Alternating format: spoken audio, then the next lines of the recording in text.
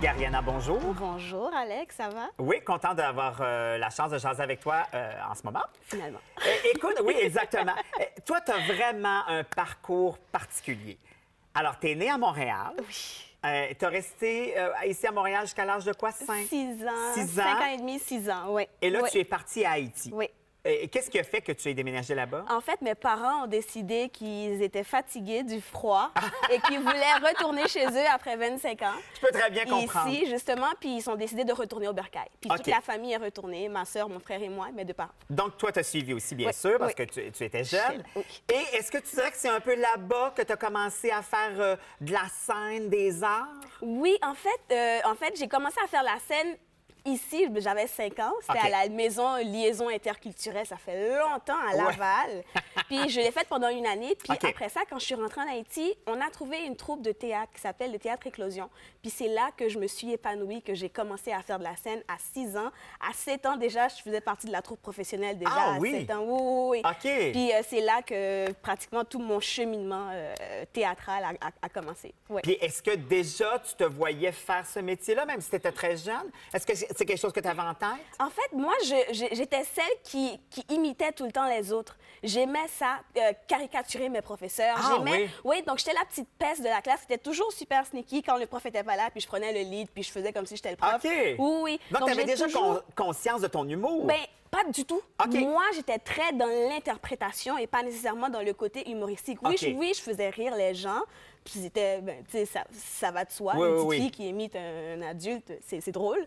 Mais c'est ça, mais il n'y avait aucune intention comique. C'était très dramatique. Toi, c'était la le plupart jeu, du en temps. fait. Moi, c'était le jeu. OK. J'étais très dans le jeu, puis c'est ça qui m'a toujours animée. Puis j'ai toujours retrouvé mon petit... Puis est-ce qu'à l'adolescence aussi, tu continuais à faire du théâtre? J'ai toujours fait du théâtre toute ma vie. Pendant que j'étais à l'école secondaire, pendant que j'étais à l'université, je faisais partie parce que je suis retournée à Montréal. En fait, c'est ça. Tu es revenu ici pour l'université. Exactement. Et là, complètement autre chose, tu fais un bac en sciences économiques Je sais.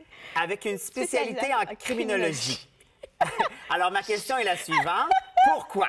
Parce que la culture haïtienne, en fait, parce que moi, évidemment, j'ai grandi en Haïti Ben avec oui, un ben oui, background tout à fait. haïtien.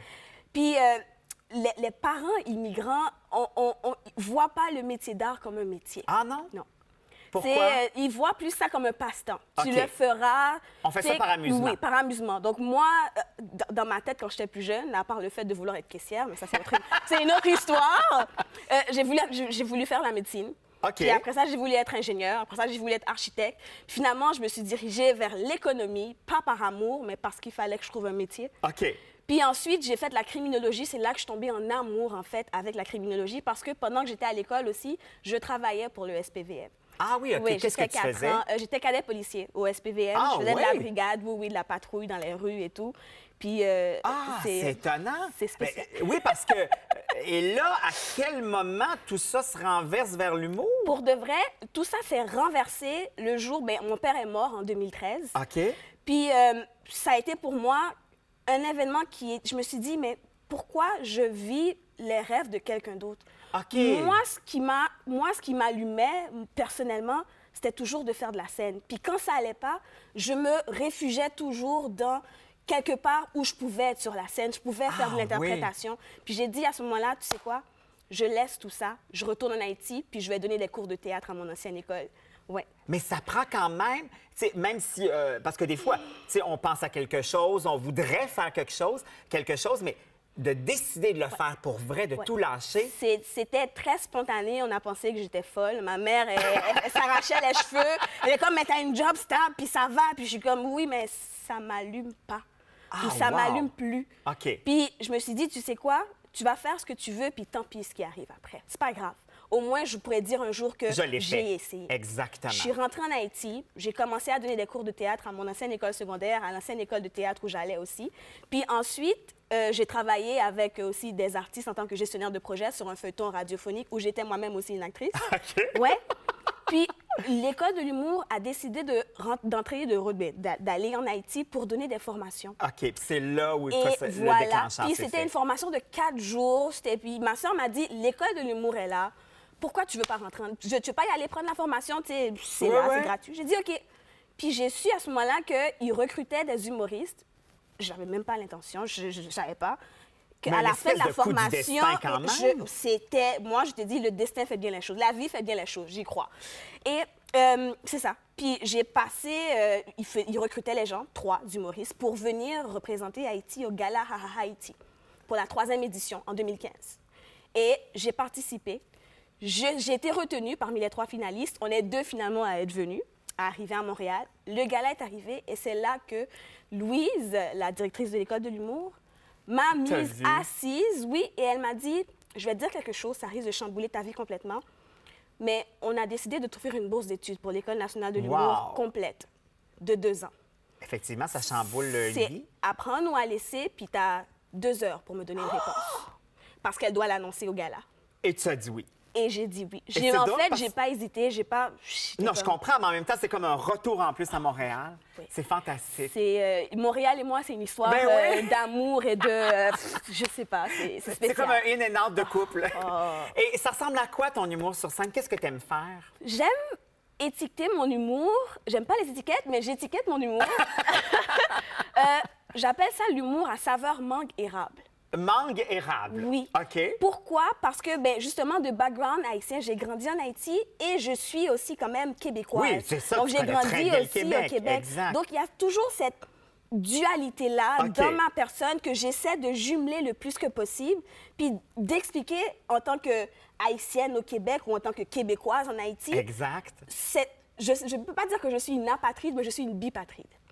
Donc, ça. Oui, donc il faut que... C'est ça qui me motive, qui m'anime, et j'essaie d'en parler le plus que possible. Et est-ce que tu as l'impression d'avoir une espèce de créneau que personne n'a, d'avoir comme une espèce de champ vierge dans lequel tu peux t'amuser? Oui, oui, parce que quand même, c'est l'histoire de beaucoup de personnes ici, c'est vrai. Mais qui à Montréal, pas au comme Québec, toi, mais qui ne s'expriment pas nécessairement comme moi. C'est sûr que l'humour, de toute manière, c'est typique, c'est très unique à quelqu'un, personne ne se ressemble.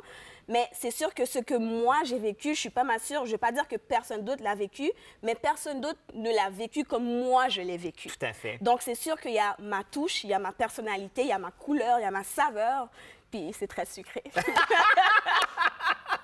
Et si on se projette un peu dans l'avenir, est-ce que tu dois plus jouer ici, retourner en Haïti, là, ou les deux? Moi, ce que j'aime dire, moi, je me vois de manière internationale. Parce que mes propos sont des propos que tout le monde veut. Moi, je veux croire, je reste positive, que tout le monde veut entendre. Puis tout le monde a une histoire à raconter, puis c'est toujours bien de pouvoir maximiser l'endroit où on peut raconter son histoire. Pourquoi pas? On ne sait pas qui on peut inspirer, on ne sait pas qui on peut motiver. Donc moi, mes propos sont des propos à l'international. Et est-ce qu'en Haïti, ça se passe un peu comme ici, quand on fait de la scène? Est-ce que ça ressemble beaucoup? En fait, je dirais pas non. L'humour est très récent. En Haïti, on dit que c'est récent ici, au Québec, au Canada. C'est encore plus récent en Haïti. On parle de 3-4 ans, là, gros max. OK. Oui, il y avait des pionniers qui faisaient de l'humour. T'es une pionnière en quelque part. En quelque sorte, oui, et pionnière dans beaucoup d'autres sens. On pourra en parler pendant 1000 ans, mais c'est ça. Mais voilà, donc l'humour est différent, l'humour est approché différemment. Puis en Haïti, on a juste 2 salles, malheureusement. Oui, donc si tu es capable de participer à un show dans une grande salle qui coûte pas mal cher, on va dire, tant mieux pour toi, mais sinon, c'est très récent, donc on essaie de vulgariser. C'est le fun parce qu'en même temps, tout est à faire. Ça, c'est un beau défi quand même. Exactement. Alors, c'est le moment de notre question amusante. Alors, tu piges. Je ne connais pas les questions non plus. Parfait. Je te la lis et naturellement, tu me réponds à tout ça. OK. Alors, on y va. Si tu étais un chien, quel serait ton nom et ton principal trait de caractère? Mon Dieu, si j'étais un chien... Tu sais, c'est drôle de question. Moi, je le sais. OK, si j'étais un chien... Mais j'aime tellement les chiens. Je m'appellerais Gary. Je voudrais m'appeler Gary, mais c'est mon surnom. Les gens m'appellent Gary, puis pourquoi pas? Oui, un chien avec un nom d'homme, oui, c'est beau. Et...